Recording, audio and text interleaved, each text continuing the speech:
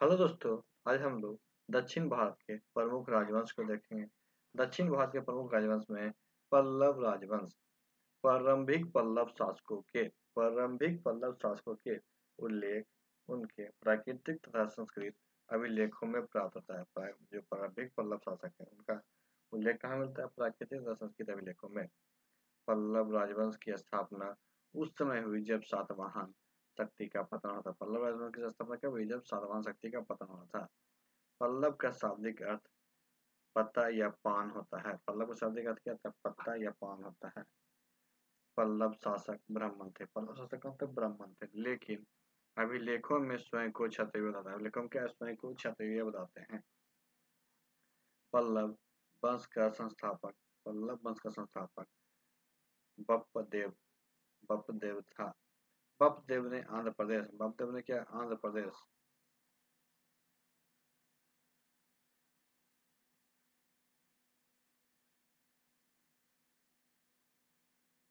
एवं तांडव मंडलम पर शासन किया।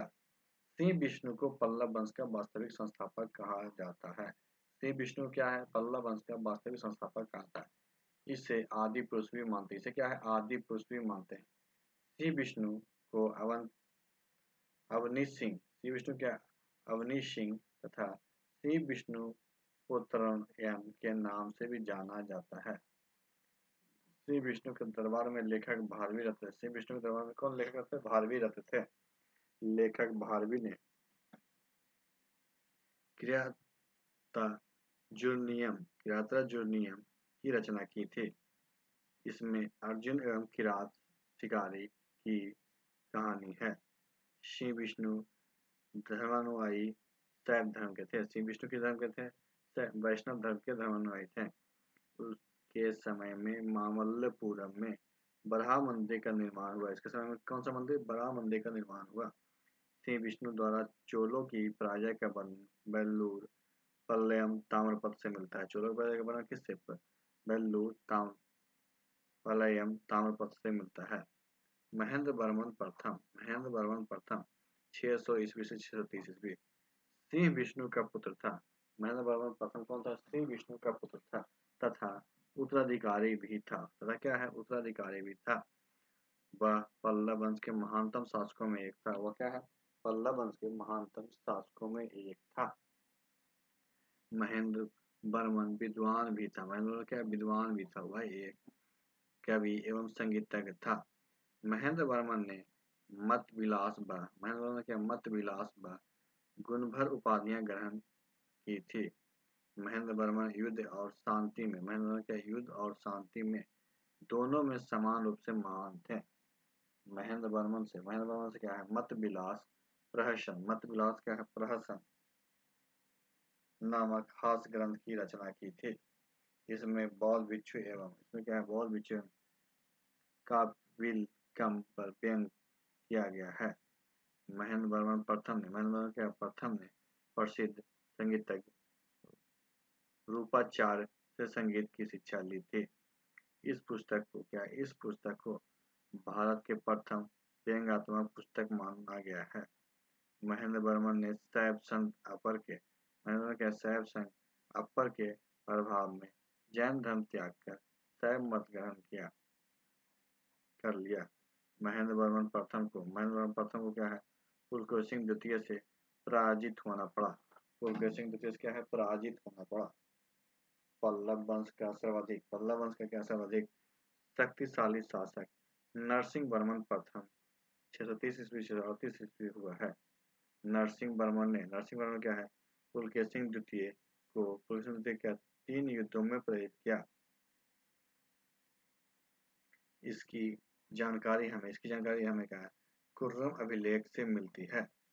नरसिंह वर्मन प्रथम में मामल्लपुरम नामक नगर बसाया जो वर्तमान में महाबलीपुरम नाम से प्रसिद्ध है। क्या है? महाबलीपुरम नाम से प्रसिद्ध है। इसने क्या है? मामल्ल तथा बतापी कोंड की उपाधि धारण की। नरसिंह वर्मन प्रथम का प्रथम पराक्रमी सेनापति चित्तोड़ था। महाबलीपुरम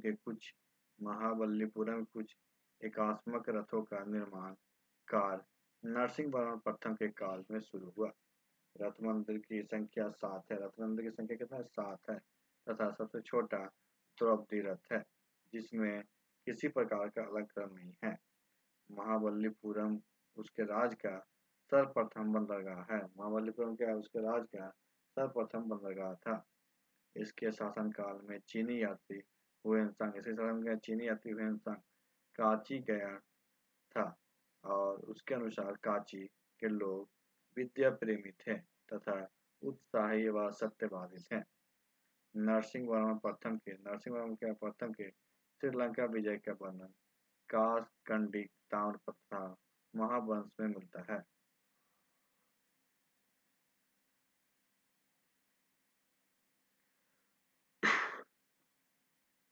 चालुक्य नरेश विक्रमादित्य को परमेश्वर वर्मन प्रथम ने पराजित किया। परमेश्वर वर्मन प्रथम ने पराजित किया। परमेश्वर वर्मन प्रथम शैव धर्म के मत अनुयायी था। परमेश्वर वर्मन प्रथम ने आत्मकाम रणजय लोकादित्य गुणभंजय उग्रदंड एवं विद्याविंती की उपाधियां धारण की थी। परमेश्वर वर्मन प्रथम में मामल्लपुरम में गणेश मंदिर बनवाया। मामल्लपुरम क्या है? गणेश मंदिर बनवाया। नरसिंह वर्मन द्वितीय राजा सिंह 680-670 परमेश्वर वर्मन का पुत्र तथा उत्तराधिकारी था। इसके शासनकाल में क्या कला और साहित्य के क्षेत्र में महत्वपूर्ण प्रगति हुई। नरसिंह वर्मन द्वितीय ने कांची के कैलाशनाथ मंदिर तथा महाबलीपुरम के शोर मंदिर का निर्माण करवाया था। संस्कृत के प्रख्यात लेखक दंडिन उसकी राजसभा में थे। राजसभा में थे। इन्होंने दास कुमार चरित की रचना की थी। नरसिंह वर्मन द्वितीय के जय सिंह शंकर भगत था। आगाम प्रिय उसकी प्रिय उपाधियां थी। नरसिंह वर्मन द्वितीय ने चीनी यात्री के लिए नागपट्टनम में एक विहार निर्मित करवाया था। परमेश्वर वर्मन द्वितीय की आकस्मिक मृत्यु के बाद पल्लव राज में संकट उत्पन्न हो गया क्योंकि उसका कोई वैध उत्तराधिकारी नहीं था। कांची के लोगों ने समांतर शाखा के एक राजकुमार नंदी वर्मन द्वितीय को राजा बनाया गया। नंदी वर्मन द्वितीय शैव मत अनुयायी थे और कला व साहित्य को प्रोत्साहन दिया। उसने कांची के मुक्तेश्वर मंदिर और वैकुंठ पेरुमल मंदिर का निर्माण करवाया था। प्रसिद्ध वैष्णव संत तिरुमंगई अलवर उसका समकालीन था। अपराजित पल्लव वंश का अंतिम महत्वपूर्ण शासक था। दक्षिण में वैष्णव आंदोलन का प्रारंभ सर्वप्रथम पल्लवों के राज्यों से ही हुआ तथा उसके बाद दक्षिण के अन्य भागों में पहुंचा। पल्लव राजाओं का शासनकाल नायरों तथा अरबारों की भक्ति आंदोलन के लिए प्रसिद्ध रहा। देखते हैं संगम युग के बारे में। संगम का शाब्दिक अर्थ होता है साहित्यकारों की सभा। संगम का शाब्दिक अर्थ क्या है? साहित्यकारों की सभा या संघ। इसका समयकाल पहली से तीसरी शताब्दी। इसका समयकाल कब से? पहली से तीसरी शताब्दी। राम शरण शर्मा के अनुसार संगम काल तीसरी शताब्दी से छठी शताब्दी है। तमिल साहित्यों का संकलन करने के उद्देश्य से संगमों का आयोजन किया गया। पांड्य शासकों के संरक्षण में कुल 3 संगम आयोजित किए गए हैं। प्रथम संगम स्थान मदुरई, अध्यक्ष ऋषि अगस्त्य। 89 पांड्य राजाओं का संरक्षण। भाग लेने वाले 549 संस्था एवं 7 कवि, 44 99 लेखक इस संगम की एक भी पुस्तक प्राप्त नहीं हुई। अगस्त्य ऋषि एवं ब्राह्मण कौंडिन्य को वैदिक परंपरा आर्य संस्कृति को दक्षिण भारत में ले जाने का श्रेय है। द्वितीय संगम स्थल कापट्टपुरम। द्वितीय संगम स्थल क्या है? कापट्टपुरम वर्तमान में अरब समुद्र में विलीन हुआ। इस संगम की अध्यक्षता अगस्त्य ऋषि और इसकी मृत्यु के पश्चात तोलकाप्पियर कार्यकारी अध्यक्ष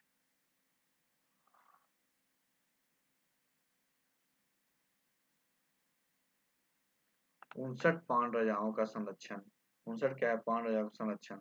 भागने वाले 49 अकादमी सदस्य, 3700 कवि एवं 3700 वर्ष तक चला। यह ग्रंथ तोलकाप्पियम की रचना तोलकाप्पियम ने की, जो एक तमिल व्याकरण प्राचीन ग्रंथ है। इसके 3 भाग है। इसके क्या है? 3 भाग है। इल्लुथुबर्न विचार, सोल वाक्य विचार, पारुल वस्तु। तृतीय संगम स्थल उत्तरी मदुरई। इसकी अध्यक्षता नागकिर ने की थी। इसमें 49 पांड राजा, 49 संस्था एवं 449 कवि थे। 1850 वर्ष तक चला। इस संगम की पुस्तक बरी बेरिसय परितुत परिदाल आदि। तृतीय संगम में जैन धर्म, बौद्ध, हिंदू तीनों संप्रदाय के लोगों ने भाग लिया। तृतीय संगम क्या है? तीनों संप्रदाय के लोगों ने भाग लिया। लेखक कौन है? पुस्तक एंग्लो आर्डिगल शिल्पाधिकरम। इनमें से 30 सर्ग हैं। इनमें कावेरीपट्टम के कोवलम की पत्नी कन्नगी एवं नद की माधवी की प्रेम कहानी है। शिथलाई सतरथ नार बौद्ध धर्मावलंबी व्यापारी। मनी मैकले मनी माधवी व कोवलन की पुत्री थी। इसमें राजकुमार उदय कुमार व मनी मैकले की प्रेम कहानी है। तिरुपदेवर जीवक चिंतामणि। जीवक ने 8 विवाह किए और अंत में साधु बन गया। इस विवाह ग्रंथ कहते हैं, इसे विवाह ग्रंथ भी कहते हैं। तिरुवल्लुवर तिरुकुरल तोलकाप्पियम रुद्र शर्मन अहन्नारूर। तिरुवल्लुवर कुराल यह तमिल साहित्य का आधारभूत ग्रंथ है। इसके विषय त्रिवर्ग, आचार शास्त्र, राजनीति शास्त्र, जीवन एवं पढ़ने से संबंधित है।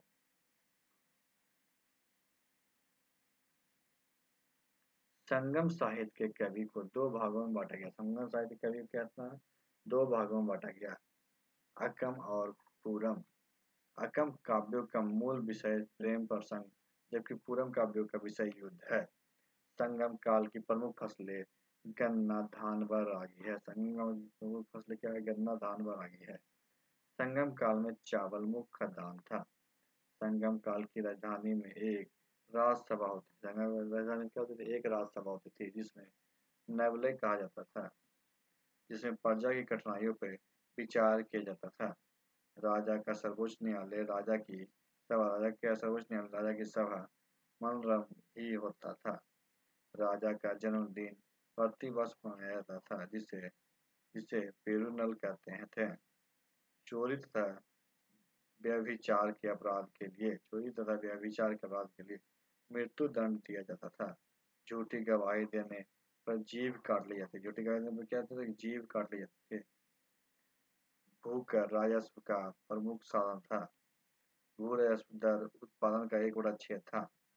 संगम साहित्य में हमें क्या है? दक्षिण भारत के 3 राज्यों चेर, चोल तथा पांड्य का उल्लेख प्राप्त होता है। दक्षिण भारत में चेर, उत्तर पूर्व में चोल तथा दक्षिण पूर्व में पांड्य राज्य स्थित था। चेर राजवंश का प्रतीक चिन्ह धनुष था। चेर राजवंश का प्रतीक चिन्ह क्या था? धनुष था। इसने एक बड़ी पाकशाला का निर्माण करवाया तथा महाभारत के युद्ध में भाग लेने वाले योद्धाओं का भोज करवाया। नेदुंजरेल ने क्या है? मरनैद को अपनी राजधानी बनाया।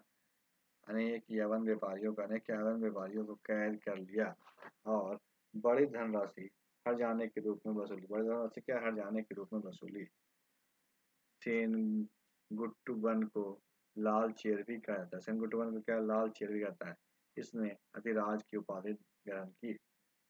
कली, बलवन, सिम्बिदास जैसे नामों से प्रसिद्ध चोल राज्य पूर्वी तमिलनाडु में क्या है, पूर्वी तमिलनाडु में पेन्नार तथा वेल्लूर नदी के मध्य स्थित था। मेगास्थनीज का सर्वप्रथम पांड्य राजाओं का उल्लेख किया है। मेगास्थनीज के अनुसार पांड्य राज में हेराकल की पुत्री का शासन था और क्या हुआ, राज मोतियों के लिए प्रसिद्ध था। वह राज क्या मोतियों के लिए प्रसिद्ध था।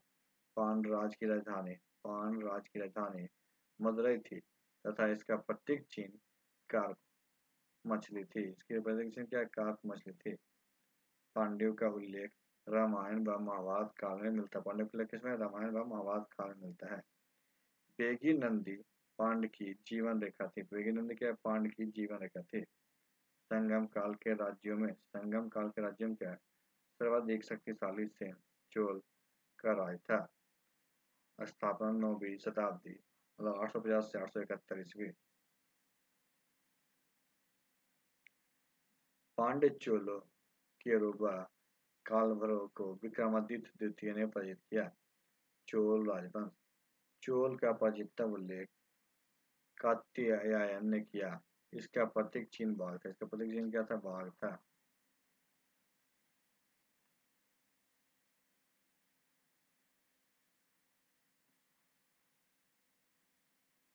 चोल की राजधानी उरैयूर तथा तंजावुर थी। चोल की राजधानी क्या है, उरैयूर तथा तंजावुर थी। करिकाल चोल शासकों में सबसे महान शासक था। इसका शाब्दिक अर्थ चले हुए पैर वाला है। इसने चोलों को तटीय राजधानी आधुनिक कावेरी पट्टनम की स्थापना की तथा कावेरी नदी किनारे 160 किलोमीटर लंबा बांध बनवाया। करिकाल को पेरुना नुंदु पांटे ग्रंथ में संगीत के सप्त स्वरों का विशेषज्ञ बनाया गया है। करिकाल वैदिक धर्म अनुयायी था। करिकाल क्या था, वैदिक धर्म अनुयायी था। इसने ब्राह्मण धर्म को राजकीय संरक्षण प्रदान किया। संगमकालीन साहित्य में दो चोल नरेश का प्रमुख रूप से उल्लेख मिलता है। पहला करिकाल, दूसरा कोच्चेनागनम। चोल राष्ट्र पैनार और कावेरी नदियों के बीच पूर्वी समुद्र तट पर स्थित था। चोल राजवंश का उदय 9वीं शताब्दी में। इसकी स्थापना विजयालय ने की 850 से 887 ईस्वी। उसने तंजौर पर अधिकार करके नरकेसरी की उपाधि धारण की और तंजौर को अपनी राजधानी बनाया। तंजौर का वास्तुकार कंजुमल्लम राजा राज पेरुथचेन था। विद्यालय में निशुम्भसुधना देवी का मंदिर बनवाया। विद्यालय पल्लवों का एक सामान था। विद्यालय क्या था, पल्लवों का एक सामान था। आदित्य प्रथम ने पल्लवों को पराजित करके चोलों की स्वतंत्र सत्ता स्थापित की। इस विजय के बाद आदित्य प्रथम ने कोदंडराम की उपाधि धारण की। द्रविड़ देश में चोल आधिपत्य की स्थापना वास्तव में परांतक प्रथम 907 से 953 के बीच हुई। 949 ईस्वी में राष्ट्रकूट नरेश कृष्ण तृतीय ने पश्चिम गंगे की सहायता से चोलों पर आक्रमण कर दिया और तोककोल्लम युद्ध में चोल बुरी तरह पराजित हुआ तथा साम्राज्य की उत्तरी भाग राष्ट्रकूट साम्राज्य में मिला लिया गया। राजेंद्र प्रथम 1985 के राज्यारोहण के समय चोल इतिहास की महानतम युग का प्रारंभ हुआ। राज प्रथम ने श्रीलंका के उत्तरी भाग पर अधिकार करके उसे चोल साम्राज्य का एक नया प्रांत बनाया और उसे मुंडोचोल मंडलम नाम दिया। चोल राज्य की स्थापना कला में राज प्रथम का योगदान नवीन है। तंजौर में उसके द्वारा बृहदेश्वर या राजराजेश्वर मंदिर का निर्माण करवाया गया। उसने मुमंडी चोल देव जयगोंडा चोल मातंड, गंग विजेता आदि उपाधियां भी ग्रहण की। राज प्रथम ने स्थानीय स्तर पे स्वशासन की स्थापना की आरंभ की। राज प्रथम की मृत्यु के बाद उसका योगतम पुत्र राजेंद्र प्रथम सम्राट बना। राजेंद्र प्रथम सबसे पहला भारतीय शासक था। राजेंद्र प्रथम क्या सबसे पहला भारतीय शासक था जिसने अरब सागर पे अपनी प्रभुता कायम की। चोल शासक द्वारा यह पश्चिम का प्रथम अभियान था। चौथा ये क्या है? पश्चिम का प्रथम अभियान था। उत्तर में उसने बंगाल के पाल शासक महिपाल को पराजित किया। इस गंगा घाटी के अभियान को सफलता पर राजेंद्र ने गंगा कोंड चोल की उपाधि धारण की। इसके उपलक्ष्य में उसने गंगैकोंड चोलपुरम नामक एक नई राजधानी की स्थापना की। इस राजधानी के पास में सिंचाई के लिए चोलगंगम नामक विशाल तालाब का निर्माण करवाया। राजेंद्र द्वितीय 1052 से 1064 ईस्वी राजाधिराज का अनुज था। राजाधिराज क्या है? अनुज था। और कुप्पम के युद्ध में राजाधिराज मारा गया और उसने इसी युद्ध क्षेत्र में कल्याणी के चालुक्यों को पराजित करके युद्ध में भी अपना राज्याभिषेक करवाया। राजेंद्र द्वितीय ने 1062 ईस्वी में सोमेश्वर को पराजित किया। अपना विजय स्तंभ कोल्हापुर में स्थापित किया। कुतुंग द्वितीय ने चिदम्बरम मंदिर में स्थित गोविंदराज की मृत्यु को समुद्र में फेंकवाया। कालांतर में वैष्णव आचार्य रामानुजाचार्य ने उक्त मूर्ति का पुनरुद्धार किया, उसे तिरुपति के मंदिर में प्राण प्रतिष्ठा किया। कुलोत्तंग तृतीय चोल वंश का अंतिम महान शासक था, किंतु इस वंश का अंतिम शासक राजेंद्र तृतीय था। समाज में सरकारी अधिकारियों का एक अलग वर्ग था जो दो श्रेणी में विभक्त था। सरकारी अधिकारी कितने वर्ग था? दो वर्ग था, जिसमें ऊपरी श्रेणी पेरुदंडम तथा निम्नतम श्रेणी सिरुदंडम कहलाती थी। सरकारी पद वंशानुगत होते थे। राज्य के उच्च अधिकारियों को राजकीय क्या है? उडनकुट्टम कहा जाता था, जो सदैव राजा के पास रहने वाले अधिकारी होते थे। विशाल क्या? चोल साम्राज्य 6 प्रांतों में विभाजित था।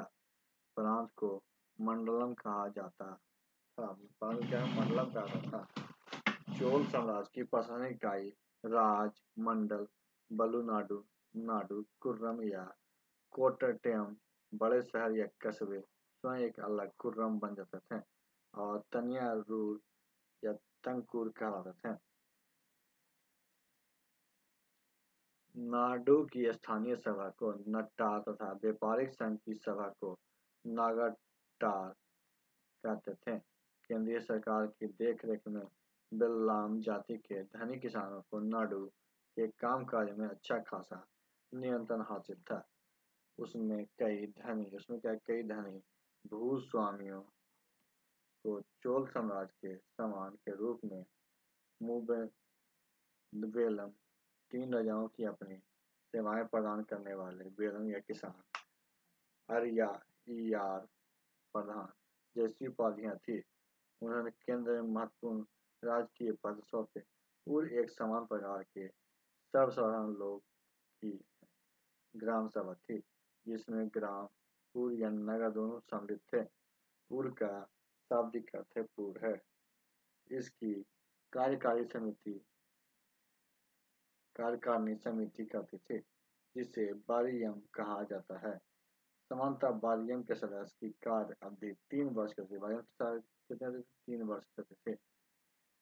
महासभा के पेरुगुड़ी इसके सदस्य को पेरुमक्कलम तथा समिति के अध्यक्ष सदस्यों को बारिया पेरुमक्कलम कहा जाता है। नगरम व्यापारी समुद्रम की सर्वाधिक महत्वपूर्ण प्रशासनिक सभा थी। चोल काल के विशाल व्यापारी समूह निम्न थे: बालिंजर, नांदौसी एवं मानीग्राम। राज्य की एक आय का प्रमुख भूमिका था, जिसे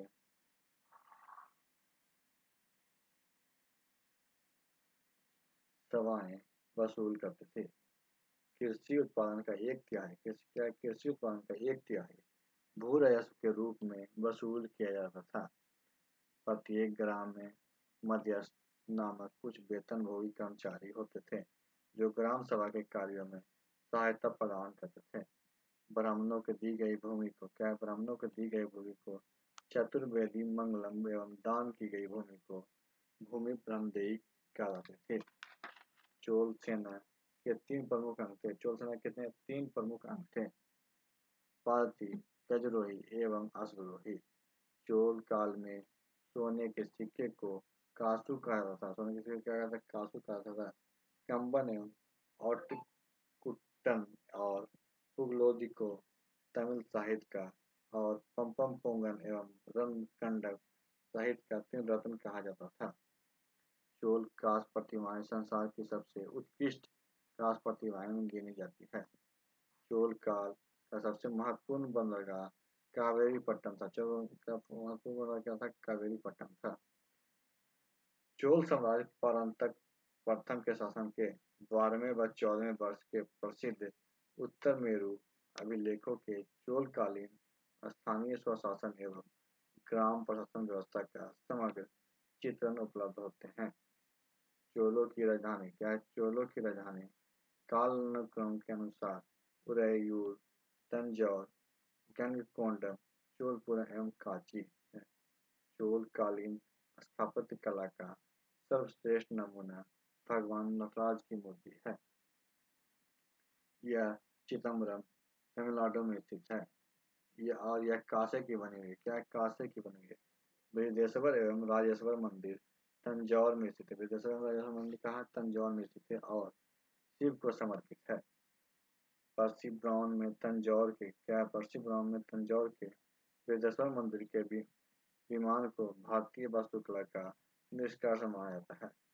चोल कालीन नटराज प्रतिमा को चोल कला का सांस्कृतिक सार कहता है। चोल द्रविड़ शैली की मुख्य विशेषता विमान है। बेसर श्रेणी में नागर और द्रविड़ शैली मिश्रित रूप है। चोल मंदिर निर्माण कला की मुख्य विशेषताएं भी वर्गाकार या ऊंचे विमान मंडप, गोपुरम, कलापूर्णम स्तंभों में युक्त तीर्थ सदन है। राजस्व संबंधित शब्दावली: कड़मई या पांडु, राजा को अदा किए जाने वाले भूमिकर। राजा को अदा करने वाले भूमिकर। माया बेल्लिन, भूमि की 2 प्रसिद्ध माप। उगलू या संगम, चुंगी एवं सीमा शुल्क। इखय बेटनी, अतिरिक्त या जबरन वसूला जाने वाला कर। बरियम, उपज पर लिए जाने वाले कर। क्या है? उपज पर लिए जाने वाले कर। इराई, भू राजस्व एवं लगान, उपज का 6ठा भाग। इराबू, जबरन लिए जाने वाले उपहार। कड़मई या पांडु बंडू, राजा को दी जाने वाले शुल्क। कलम, अनाज के तौल की इकाई। कर अदा करने वाले क्षेत्र की एक प्रसिद्ध इकाई बारी एवं बारी भी थी, जिसका अर्थ क्या था? चोल शिलालेखों में वर्णित भूमियां। पल्लीचदनम, जैन संस्थाओं को दान में दी गई भूमि। ब्रह्मदेव, ब्राह्मणों को दान में उपहार में दी गई भूमि। साला भोग, स्कूल के रखरखाव के लिए दी गई भूमि। बिलनगवई, गैर ब्राह्मण किसानों को दी गई भूमि। तिरुनमटक्कानी, मंदिरों को भेंट में दी गई जमीन। संगम कालीन शासकों के पास पेशेवर सैनिक होते थे तथा सतरंगी होती थी, जो अश्व, गजरथ तथा पैदल सिपाही सैनिक होते थे। सेना के कप्तान को एनआरडी की उपाधि दी जाती थी। सेना के कप्तान क्या? एनआरडी की उपाधि यहाँ दी जाती थी। संगम काल में समय जाने के लिए जल घड़ी का प्रयोग किया जाता था। संगम कालीन समाज एक अडनर, ब्राह्मण वर्ग, अरसर शासक वर्ग, बिनिगर व्यापारी वर्ग, बिल्लाल किसान वर्ग। तमिल भूमि में ब्राह्मण का दर्शन। तमिल भूमि के ब्राह्मण का दर्शन सबसे पहले संगम युग में होते थे। इस काल में ब्राह्मण मांस खाते थे और ताड़ी पीते थे, जो समाज में बुरा नहीं माना जाता था। अरिकमेंडु व्यापारिक केंद्र के रूप में प्रसिद्ध था तथा चोल वंश का एक प्रमुख बंदरगाह भी था। पेरिप्लस में अरिकमेंडु को डाके कहा गया है। सिंध से कन्याकुमारी तक 24 बंदरगाहों का उल्लेख पेरिप्लस ऑफ द एरिथियन सी यूनानी लेखक की पुस्तक में मिलता है। दरबारों में गायकों के साथ नर्तकियां नाचती थी, जिन्हें पन्नार या बर्डियलेयर कहा जाता था। संगम काल में कृषक को बैलगाड़ा तथा उसके प्रमुखों को बेलरी कहा जाता था। खेत मजदूरों का काम करने से सबसे निचले वर्ग के कैडिसियर कहला करते थे। ये न्यूयर शिकारियों की जाति थी। मुर्गन यकीन यवन लोगों के निवास करते थे।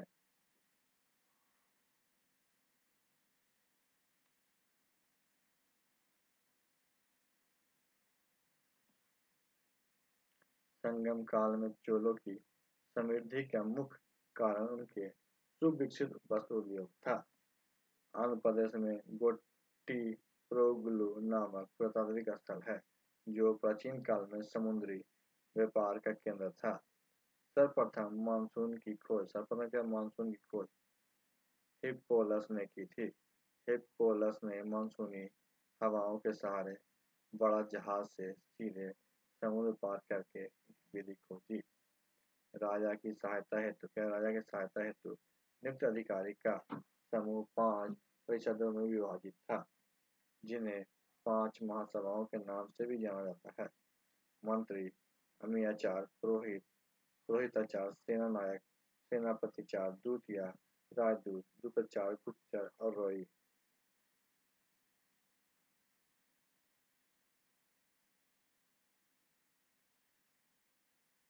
कल्याणी के चालुक वंश का स्थापना तैलंग द्वितीय था।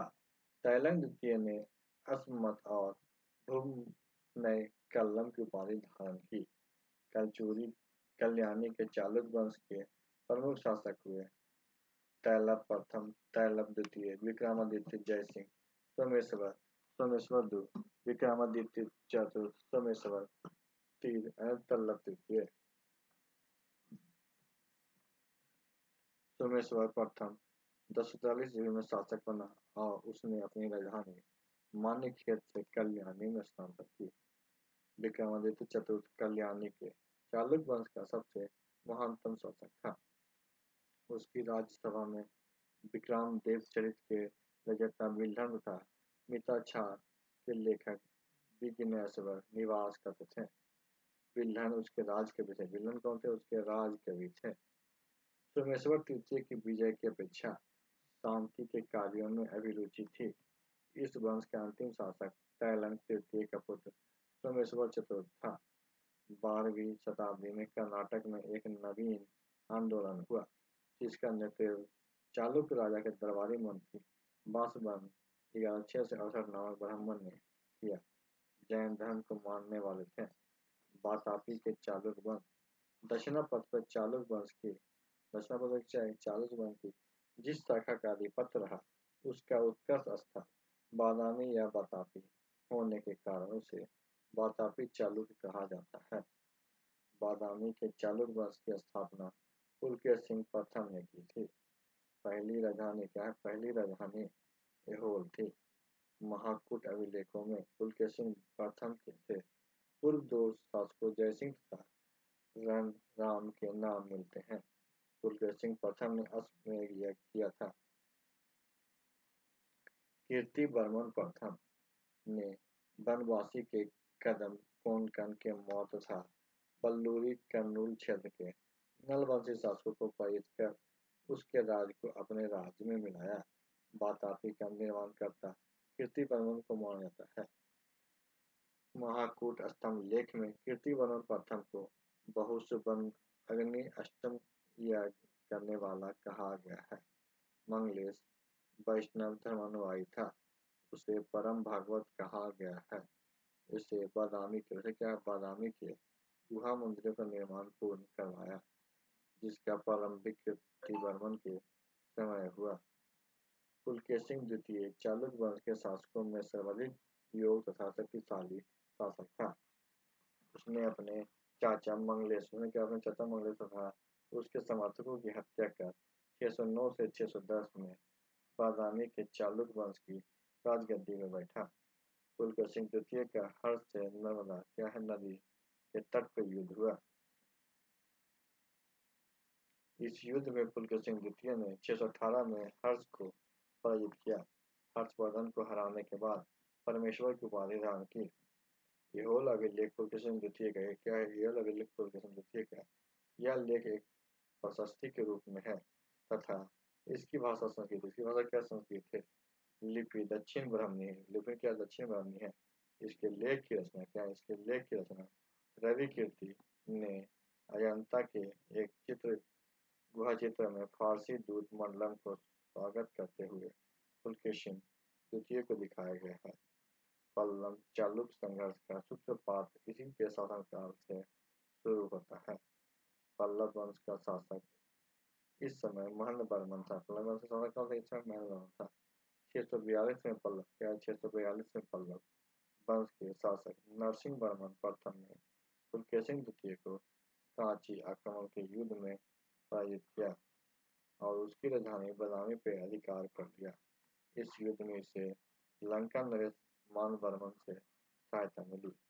इस युद्ध के बाद नरसिंहवर्मन ने बतापी कोट की उपाधि धारण की। मालवा को जीतने के बाद विनयदित्य ने शकलपंथी नाथ की उपाधि धारण की।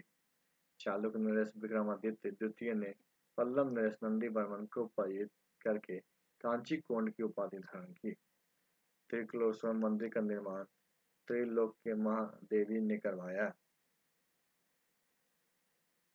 पटकदलम के विरुक्षापम महादेव मंदिर का निर्माण लोक महादेवी ने करवाया। इस वंश का अंतिम शासक कीर्तिवर्मन द्वितीय था। इस वंश का अंतिम शासक कौन था? कीर्तिवर्मन द्वितीय। इसके समय सामंती दुर्गदंती ने परास्त कर नए वंश राष्ट्रकूट की स्थापना की। बेगी के पूर्वी चालुक्य वंश की स्थापना पुलकेशिन द्वितीय के भाई विष्णुवर्धन ने की थी। विष्णुवर्धन ने 615 से 633 तक शासन किया। विष्णुवर्धन भागवत धर्म का था। विष्णुवर्धन किस धर्म का था? भागवत धर्म का अनुयायी था। बेगी के चालुक्य वंश की राजधानी बेगी थी। इस वंश का सबसे प्रतापी शासक विजयादित्य तृतीय था। राष्ट्रकूट पल्लवों एवं पांडवों को विजयादित्य ने पराजित किया।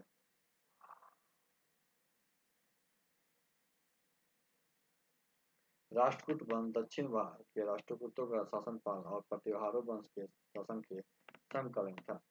राष्ट्रकूट के अभिलेखों में उनका मूल निवास स्थान लट्टर आधुनिक लट्टूर जिला बदीर माना गया है। किंतु बाद में लिरिचिपुर में इस वंश की राज स्थापित हुआ। राष्ट्रकूट बदामी के चालू के समान थे। राष्ट्रकूट बदामी के चालू के समान थे। राष्ट्रकूट साम्राज्य का संस्थापक दंती बर्मन या दंती ध्रुव था, जिससे 8वीं शताब्दी के मध्य चालुक्य शासक कीर्तिवर्मन को पराजित करके स्वतंत्र राज्य की स्थापना की। इसने अपनी राजधानी मानखेत या मालखेत बनाई। दंती बर्मन के बाद उसका चाचा कृष्ण प्रथम 726 में शासक बना।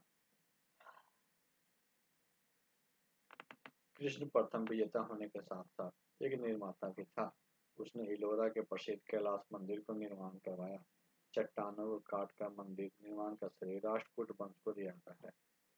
गोविंद द्वितीय के पश्चात उसका पुत्र ध्रुव 780 में शासक बना। ध्रुव प्रथम राष्ट्रकूट शासक था, जिसने उत्तरी भारत के आधिपत्य के लिए चलाई जा रहे त्रिसत्तात्मक संघर्ष में दृढ़तापूर्वक हस्तक्षेप किया तथा प्रतिहार नरेश वत्सराज एवं पाल शासक धर्मपाल को पराजित किया। संजय ताम्रपत्र के अनुसार गोविंद तृतीय ने हिमालय तक सैनिक अभियान किया और मालवा, कौशल, कलिंग, बंग, दलहर तथा तक को जीता। गोविंद तृतीय ने पल्लव, पांड, केरल तथा गंग राजाओं द्वारा बनाए गए संघ को ध्वस्त कर दिया। इनका काल राष्ट्रकूट शक्ति का चरम उत्कर्ष का काल था। गोविंद तृतीय ने पाल शासक धर्मपाल तथा प्रतिहार शासक नागभट्ट द्वितीय को पराजित किया। गोविंद का अल्पवयस्क उत्तराधिकारी अमोघ वर्ष 814 से 76 ईस्वी कर के संरक्षण में शासन हुआ। अमोघ वर्ष का धर्म एवं साहित्य की ओर अतिशय रुझान था। अमोघ वर्ष जैन धर्म उत्तरायी था। अमोघ वर्ष विद्या और कला का उदार संरक्षक था। उसने कविराज मार्गेन नामक कन्नड़ भाषा में एक काव्य ग्रंथ की रचना की। इसने अपनी राजभाषा अनेक विद्वानों को आश्रय प्रदान किया। इसमें आदि पुराण लेखक जिनसेन तथा गणित सार संग्रह के लेखक महावीराचार्य एवं स्वयं भू प्रमुख हैं। अमोघ वर्ष ने तुंगभद्रा नदी में जल समाधि लेकर अपने जीवन का अंत किया। राष्ट्रकूटों का सर्वश्रेष्ठ शासक इंद्र तृतीय और कृष्ण तृतीय। इंद्र तृतीय अपने समय का अत्यंत शक्तिशाली राजा हुआ। इंद्र तृतीय के समय भारत भ्रमण पे आए हुए अरब यात्री अल मसूदी के अनुसार राष्ट्रकूट राजा बलहारा या भारत का सर्वश्रेष्ठ राजा था। राष्ट्रकूट वंश का अंतिम शासक महान शासक कृष्ण तृतीय था। कृष्ण तृतीय ने रामेश्वर में कृष्णेश्वर एवं गंडे मार्कंडित्य के मंदिर बनवाए। उसकी राजधानी में कन्नड़ भाषा का कवि पोन्नन निवास करता था, जिन्हें शांति पुराण की रचना की। एलोरा एवं एलिफेंटा गुहा मंदिर का निर्माण राष्ट्रकूट शासकों ने के समय में ही हुआ। राष्ट्रकूटों ने अपने राज्यों में मुसलमान व्यापारियों को बसाने तथा इस्लाम के प्रचार की स्वीकृति दी। 1475 में चालुक तथा तैलव द्वितीय ने राष्ट्रकूट वंश के अंतिम शासक कर द्वितीय को प्रेरित किया। राष्ट्रकूट राज पर अधिकार कर लिया तथा कल्याणी के चालुक वंशीय राज की स्थापना की। बलनाडु और थेक्कुमरकुर प्राचीन काल के अल्पकालीन राज केरल यादव वंश या देवगिरी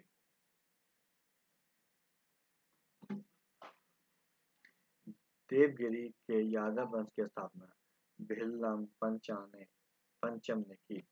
भिल्लम चालुक शासक सोमेश्वर चतुर्थ का सामंत था। इसने अपनी राजधानी देवगिरी में बनाई। इसने 1178 से 1191 तक शासन किया। यादव वंश की सबसे शक्तिशाली राजा राज सिंह था। उसने 1210 से 1247 तक शासन किया। सारंगदेव का संगीत रत्नाकर सिंघन के दरबार में लिखा गया। देवगिरी को 1309 में अलाउद्दीन खिलजी द्वारा विजित कर लिया गया। यादव वंश का अंतिम स्वतंत्र शासक रामचंद्र था। द्वार समुद्र के एहोल वंश का मूल क्षेत्र मैसूर में गंगवाड़ी के पहाड़ी क्षेत्र में था। होयसल राज का वास्तविक संस्थापक विष्णुवर्धन था। होयसल यादव वंश से संबंधित थे क्योंकि उसको चंद्रवंशी मानते थे। बेल्लूर में चिन्नव केशव मंदिर का निर्माण विष्णुवर्धन ने करवाया था। होयसल वंश का अंतिम शासक वीर बल्लाल तृतीय था। बल्लाल तृतीय ने अलाउद्दीन को वार्षिक कर देना शुरू कर दिया। होयसल की राजधानी द्वार समुद्र का आधुनिक नाम हेलीबेड कर्नाटक है। वह 1393 ईस्वी तक अलाउद्दीन को करद के रूप में शासन करता था। कदम राजवंश की स्थापना मयूर शर्मन ने की थी। कदम शासकों ने राजधानी बनवासी थी। इसकी दूसरी राजधानी का नाम बालचिका था। कदम वंशी शासकों की वंशावली हमें एकमात्र लाल गुंड स्तंभ लेख से ज्ञात होती है।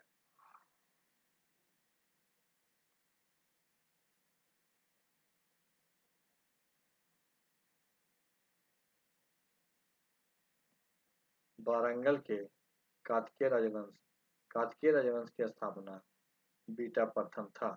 संस्थापक कौन था? बीटा प्रथम था। कातकीय शासक पश्चिम चालुक्य के सामंत थे।